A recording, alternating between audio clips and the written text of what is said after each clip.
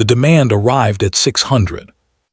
Not transmitted through diplomatic channels, not routed through the conclave's standard communication infrastructure, not preceded by the formal notification that the protocols required when one party intended to make a significant communication to another. The demand arrived the way the Rethkai Empire did everything, without asking permission, without acknowledging that permission was a concept that applied to them, broadcast on every open frequency simultaneously, so that every ship, every station, every monitoring post within range received it at the same moment, and nobody could pretend they had not heard. The demand was 40 seconds long. It said, Earth has 7 days to transmit unconditional surrender to the Rethkai Imperial Command. Upon receipt of surrender, Earth's territorial assets will be transferred to Imperial administration. Earth's military forces will stand down and submit to Imperial processing, and Earth's civilian population will be integrated into the Imperial labor framework under standard Rethkai colonial protocols. Resistance will be interpreted as a declaration of war against the Rethkai Empire. The Empire does not lose wars. Earth has 7 days. 40 seconds. 7 days. The broadcast was received by 47 conclave monitoring stations, 11 Earth military vessels on routine patrol, 3 diplomatic transports, a research installation in Earth's outer system, and Senior Monitor Voth at the conclave's Deep Space Observation Post, who had been on duty for 4 hours when the broadcast came through his board, and who listened to all 40 seconds of it, and then sat very still for a moment before he started making calls. The Rethkai Empire was not a conclave member. It had never applied for membership. It occupied a region of space at the far edge of the conclave's recognized territory, a region that the conclave's cartographic database described as contested, and that the Rethkai described as theirs, and that the conclave's diplomatic division had been managing with the particular careful attention of an institution that knew something was there, and had not yet determined what to do about it. What was there was the largest military force outside the conclave's member civilizations. The Rethkai had been building it for 200 years. 200 years of expansion, of absorption of smaller civilizations at the edges of their territory, of the specific patient accumulation of resources and capability that a power conducted when it had decided what it was going to do and was simply waiting until it was ready to do it. The Rethkai Security Division's assessment of Earth had been prepared 14 months ago. It was not a short document. The Rethkai had been watching Earth since Earth joined the conclave and had been updating their assessment with each new development, with the dark matter warships and the aperture technology and the instant relocation drive and the frontier demonstration and everything else that Earth had produced in 42 years of membership. The assessment was comprehensive, and it was current, and it was, in the judgment of the Rethkai Imperial Command, who had reviewed it before authorizing the broadcast, sufficient basis for the conclusion that Earth was the most capable single civilization in conclave space, and therefore the correct target for a demonstration of Rethkai power. Not because they thought they could defeat Earth. Because they knew they could. The assessment said so, in the specific and unambiguous language of a military evaluation that had been conducted by the best analysts the Rethkai had. The assessment said that the Rethkai Imperial fleet, at current strength, engaging Earth's full military capability in a sustained conflict, would win. Not easily, not without losses, but win. The math supported it. The tonnage supported it. The operational depth supported it. The assessment had been reviewed twice, and neither review had found a flaw in the math. The Imperial Command had read the assessment, had sat with the math, had believed the math. The broadcast went out at 600 on a Tuesday. Earth's Foreign Affairs Division received it at 603 seconds, because the broadcast had been transmitted on open frequencies, and the Foreign Affairs Division's monitoring system did not require routing time. Ambassador Reyes was in her office at 604 seconds, which meant she had been in her office before the broadcast, which meant she had been expecting something, which was a data point that the Rethkai Imperial Command, had they known it, might have found interesting. She read the broadcast, read it again, set it down. Then she called Director Solano, who was not the Foreign Affairs Director anymore but whom Reyes called at 6:06, because some calls went to the people who had built the thing rather than the people who were running it, and who answered on the second signal with the voice of someone who had also been awake. "You heard," Reyes said. 7 days, Solano said. "Yes." "The math," Solano said. "They did the math." "Their assessment is accurate," Reyes said. "Based on what they can see, the math works." Solano was quiet for a moment. "Based on what they can see." "Yes," Reyes said. Another quiet moment, longer. "The response," Solano said. "It was always going to be one ship." "Yes," Reyes said. "Are they ready?" Reyes looked at the window of her office. At Conclave Station Primara in the early morning, the traffic moving in its ordinary patterns, the galaxy going about its business on the morning that the Rethkai Empire had given Earth 7 days. "They have been ready for 2 years, she said. Solano said, "Then send them." The Conclave Security Council convened an emergency session at 800. All 17 senior arbiters attended. The broadcast had reached every party in the room before the session was called, and the session had the quality of a room in which everyone had already processed the immediate reality of the situation and had arrived at the question of what came next. Senior Arbiter Nallon presided. She opened the session by reading the broadcast into the official record. Then she looked at the room. She said, "Earth has been contacted privately. Earth's response is that they are handling the situation and are requesting that the Council allow Earth 7 days before any collective action is considered." Council member Drethon said, "Earth is requesting 7 days." "Yes." "The Rethkai have given Earth 7 days." "Yes." "Earth wants the Council to wait for the exact duration of the Rethkai deadline before the Council acts." "Yes," Nallon said. The room processed that. Council member Arez said, "Earth knows something."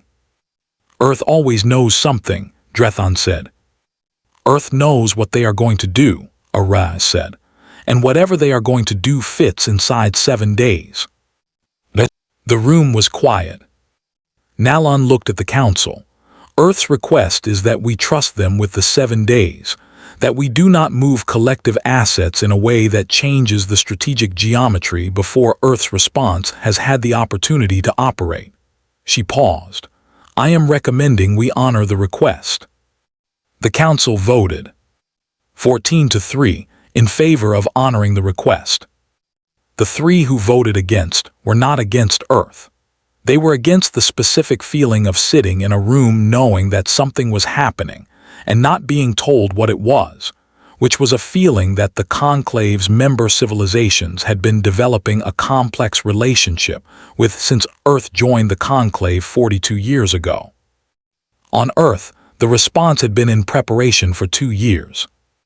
Not because Earth had known the Rethkai would broadcast a surrender demand at 600 on this specific Tuesday, because Earth had known that something like this was coming, had been watching the Rethkai assessment buildup, had been tracking the assessment division's analysis cycles, had been, in the specific way that Earth tracked things, present in the information environment in a way that was not visible to the people being monitored, but that produced, for Earth, a comprehensive picture of what was coming and approximately when.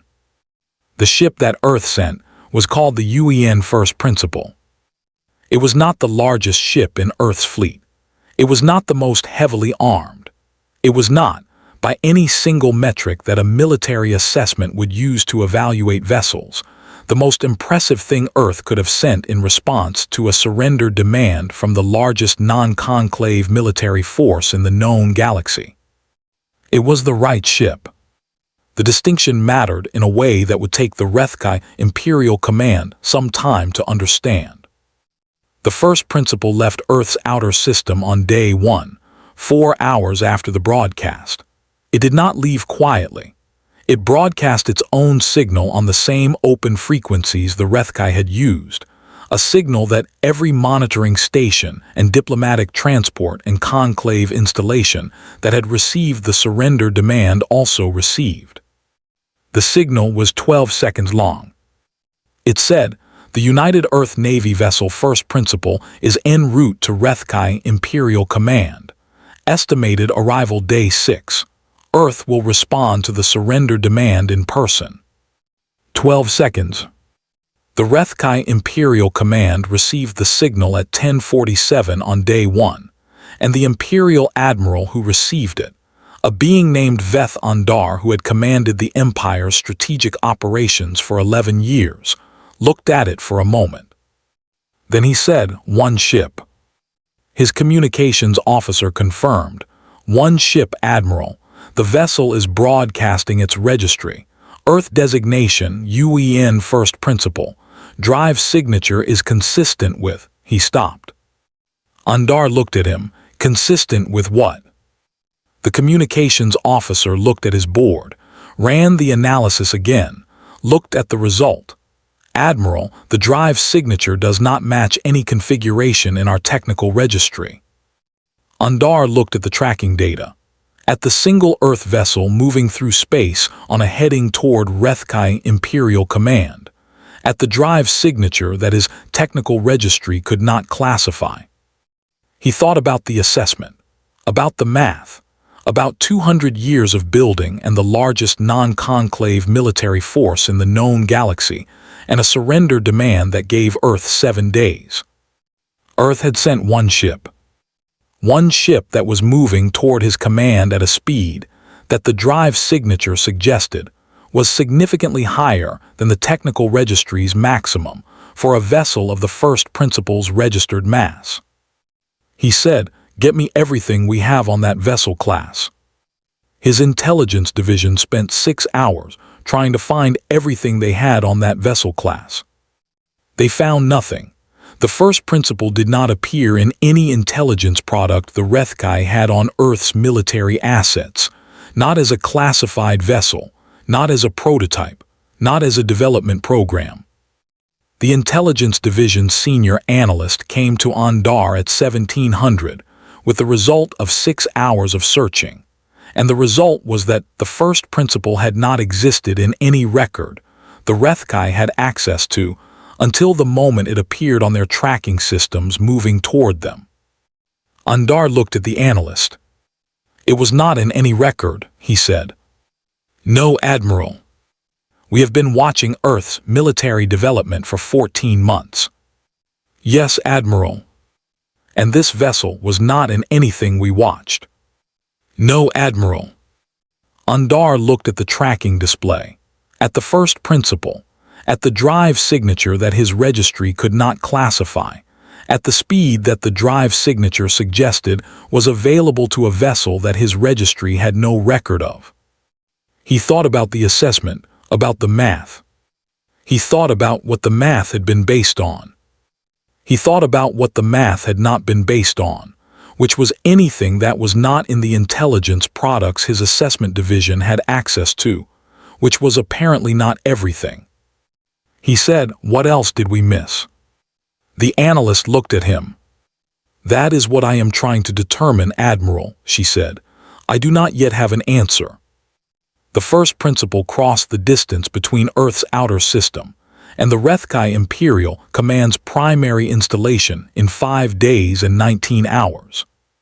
The speed at which it crossed the distance was, for the Rethkai tracking stations that were monitoring it from day 1, the first of several data points that the tracking stations filed increasingly urgent reports about because each data point individually was concerning, and all of them together were producing in the tracking station operators a quality of professional unease that their training did not have a category for. The drive signature had been the first. The second was the sensor profile. The first principle's sensor profile was not consistent with any vessel configuration in the Rethkai technical registry. Not inconsistent in the way that novel technology was inconsistent, where the inconsistency was in one or two specific readings. Inconsistent in a comprehensive way, across every sensor modality, as though the vessel had been designed with the specific intent of being difficult to resolve on the sensor systems that the tracking stations were running, which it had. The third was what happened on day 3, when the tracking stations attempted an active scan. The active scan returned a result that caused the senior tracking officer on duty to immediately contact the Imperial Command's Intelligence Division, which was the correct response, which the senior tracking officer knew was the correct response, and which the senior tracking officer executed while staring at the scan result with the expression of someone who was executing the correct response primarily because having something to do was preferable to sitting with the scan result and its implications. The scan result said the first principle was one vessel. It also said the first principle was not one vessel. It said both things simultaneously in a way that the tracking system's interpretation software could not resolve into a single coherent reading. That produced instead the error flag that the system used when the input data was contradictory, and that the senior tracking officer, 22 years into the job, had never seen the system produce on an active scan of a single contact. The Intelligence Division reviewed the scan result for 14 hours. Their conclusion was that the first principle's hull configuration was producing the contradictory reading through a mechanism they could not fully characterize, but that appeared to be related to the same observer fabric physics that Earth had demonstrated in the galactic arena. The hull was doing something with the geometry of the scan that caused the scan to return both what was there and what was not there simultaneously, and the tracking system could not reconcile the two readings because they were both accurate from different perspectives. The Intelligence Division wrote that conclusion in a report and sent it to Andar and included in the report a section they labeled implications that was 3 sentences long. The 3 sentences said, "We do not know what the first principle is. We do not know what it can do. We do not know whether the asset assessment we conducted 14 months ago remains valid given that this vessel was not in it." Andar read the 3 sentences. He read the rest of the report. He sat in his office for a long time. The Rethkai Imperial Command's primary installation was the largest structure the Empire had built, a station that was also a fortress that was also the center of the Empire's strategic planning and communication infrastructure, positioned in a system that had been chosen specifically for its defensive geometry, and that was protected by the largest concentration of Rethkai military assets in the known galaxy. 62 warships in permanent defensive formation. Surface-to-space weapons platforms on 4 planetary bodies. A sensor network that covered every approach vector to the system with overlapping fields of coverage that the Empire's Strategic Planning Division described as impenetrable. The first principle entered the system on day 6 at 3:40. Not through the approach vectors that the sensor network covered. Not through any vector that the Strategic Planning Division had included in the impenetrable coverage, because the Strategic Planning Division had built the coverage based on the physics of how vessels moved through space, which was physics that the first principle was apparently not using. The first principle appeared inside the defensive formation's inner perimeter at 3:40, 7 hours before Earth's estimated arrival time, having crossed the distance faster than the drive signature tracking had suggested, was the upper limit of its capability, having entered the system through a vector that the sensor network had no coverage of because the sensor network had been built on the assumption that the vector was not a vector, that the space it occupied was not navigable, that the geometry of that particular approach made it inaccessible. The assumption had been based on the old physics. The 62 warships of the defensive formation detected the first principle at the same moment. The first principle announced its presence on the open frequency. The announcement said, "This is the UEN first principle. We have arrived early. We are inside your defensive formation at coordinates I am transmitting now. We are not here to fight. We are here to talk. Please open a channel to your command." Undar received the announcement in his office at 3:40 and looked at the coordinates.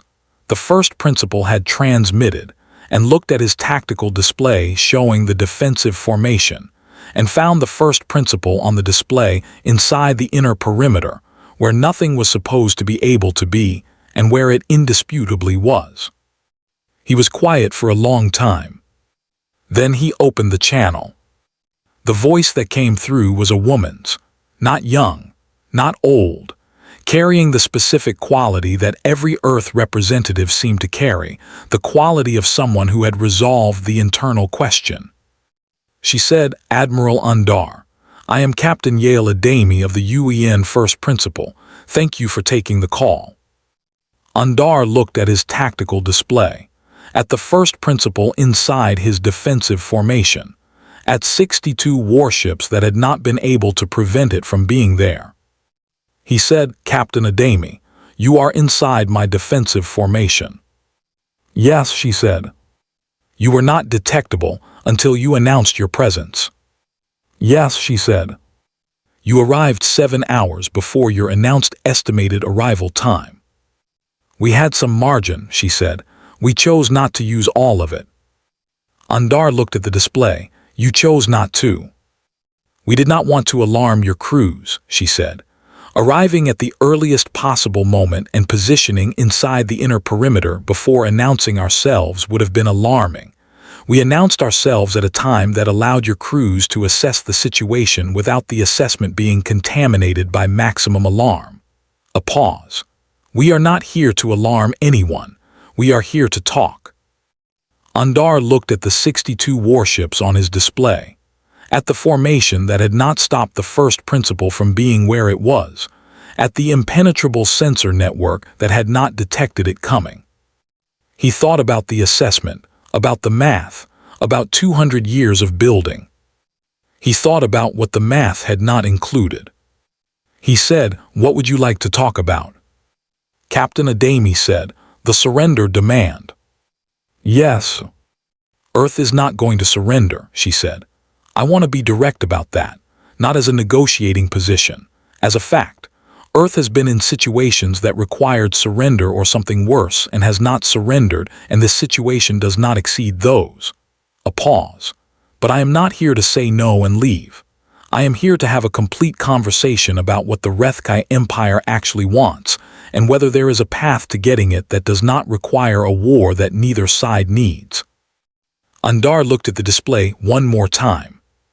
He thought about a vessel that his intelligence division had no record of, that his tracking systems could not fully resolve, that had entered a system through an approach that his sensor network had not covered, because the approach was supposed to be impossible.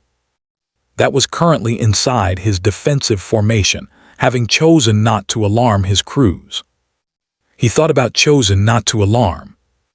He thought about what it meant that the first thing Earth's captain had said about being inside his defensive formation was that she had timed the announcement to minimize alarm to his crews. He thought about what kind of civilization sent a ship with that as a priority. He thought about everything he knew about Earth. He thought it was not enough. He said, "I am listening, Captain." What followed was 4 hours. 4 hours in which Captain Adami said what Earth had sent her to say, which was not a threat, and was not a list of demands, and was not the positioning of a party that had demonstrated capability, and was now waiting for the other party to acknowledge what the demonstration meant. It was a conversation about what the Rethkai Empire wanted. Not what the surrender demand said, what the Empire actually wanted, what 200 years of expansion toward the conclave space had been building toward, what the math that said the Empire could win a war against Earth was supposed to produce once it had won. Adami asked questions. Undar answered them, not because he was required to. Because the questions were the right questions asked in the right order by someone who had studied the Empire with sufficient depth to ask about the actual motivations rather than the stated ones. And the actual motivations were things that Undar had not said out loud to anyone in 11 years of commanding the Empire's strategic operations, because the actual motivations were not the kind of thing that Imperial military communication expressed. The actual motivation was recognition. 200 years of expansion at the edges of the known galaxy, building the largest non-conclave military force in existence, conducting the absorption of smaller civilizations. None of it had produced the thing that the Imperial Command, in the private language of its internal communications, called standing. The acknowledgement that the Rethkai were a power that the galactic community took seriously. That they were not at the edge of things but part of things. That the 200 years of building had produced something that the galaxy saw and accounted for. The surrender demand was the math saying that a sufficiently large demonstration would produce standing. Adami listened to the 4 hours, and the things underneath the 4 hours that the questions had produced. Then she said, the demand was not going to work. Undar looked at the channel. Not because Earth would have surrendered, she said, because standing does not come from a demand. A demand produces a response. The response produces an outcome. The outcome of a demand is that the demanding party is known for the demand. That is not standing. That is a record. She paused. Standing comes from being part of the thing, from contributing to it, from being at the table in a way that the table is different for having you there. She paused again. Earth was given the worst sector in the registry 42 years ago. We were not given standing. We built it, not by demanding that anyone acknowledge us, by doing things that were worth acknowledging. She looked at the channel as though she could see through it. The Rethkai have built something worth acknowledging, 200 years of something. The thing is real. The standing is not coming because the thing has not been brought to the table. It has been kept at the edge. Undar was quiet.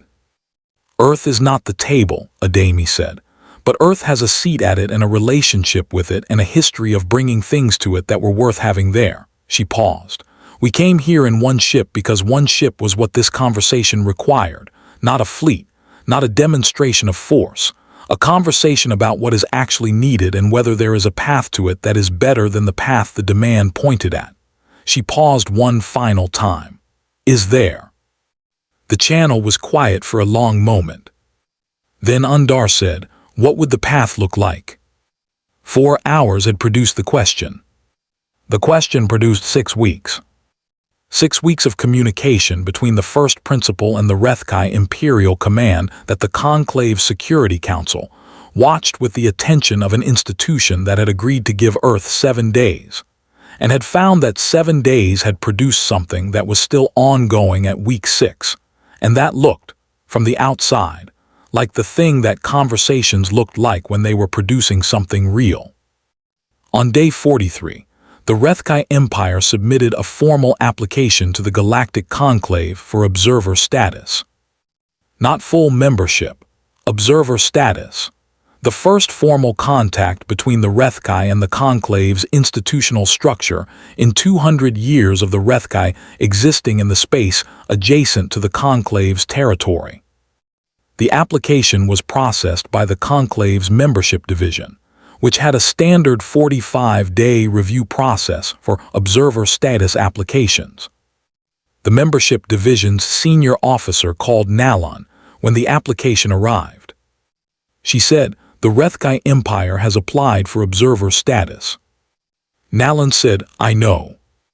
The application references Earth's Foreign Affairs Division as the facilitating party. I know, Nalon said. Senior Arbiter, the membership officer said carefully. The Rethkai Empire broadcast a surrender demand to Earth 11 days ago. I know, Nalon said. And now they have applied for observer status with the Conclave. Yes, Nalon said. What happened in 11 days?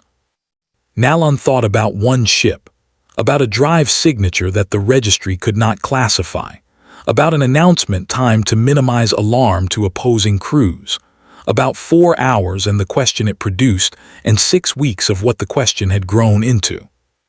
She said, Earth sent one ship to have a conversation. The membership officer was quiet for a moment. That is all, she said.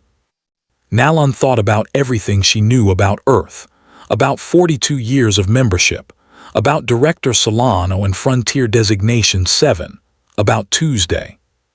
That is everything, she said. That is the whole thing. Earth sent one ship to have the conversation that 200 years of building had been trying to have and nobody had offered to have before. She paused. The ship is still there. The conversation is still going. The observer status application is what the conversation has produced so far. So far, the membership officer said. The conversation is not finished, Nalon said. Earth does not leave conversations before they are finished. The membership officer processed that. She said, I will begin the standard review. Yes, Nalon said, do that. She ended the call. She looked at the viewport of her office, at the ordinary traffic of conclave space, at the ships moving on their headings. She thought about the Rethkai Imperial Command reviewing the math 200 years of building had produced and deciding the math was sufficient, and broadcasting a surrender demand on every open frequency so nobody could pretend they had not heard. She thought about Earth sending one ship.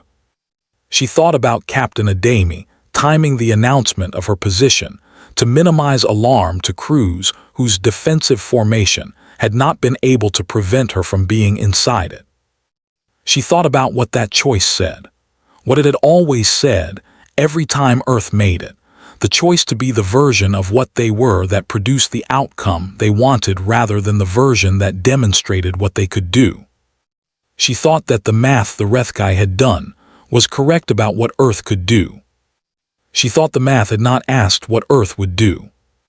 She thought those were different questions, and that the difference was the most important thing about Earth, and the thing that the Rethkai Assessment Division had spent 14 months not finding, because they had been looking at capability, and capability was not where the answer was. The answer was in the choice. The choice to send one ship. The choice to arrive early and wait. The choice to time the announcement for the crews. The choice to ask what the Empire actually wanted and listen to the answer, and spend 6 weeks on the question it produced. The choices, all of them, every Tuesday for 42 years of conclave membership and 11,000 years before that. The choices were the thing. They had always been the thing. Outside the viewport, the traffic moved in its ordinary patterns. Somewhere in the Rethkai system, the first principle was still there. The conversation was still going. Earth does not leave conversations before they are finished.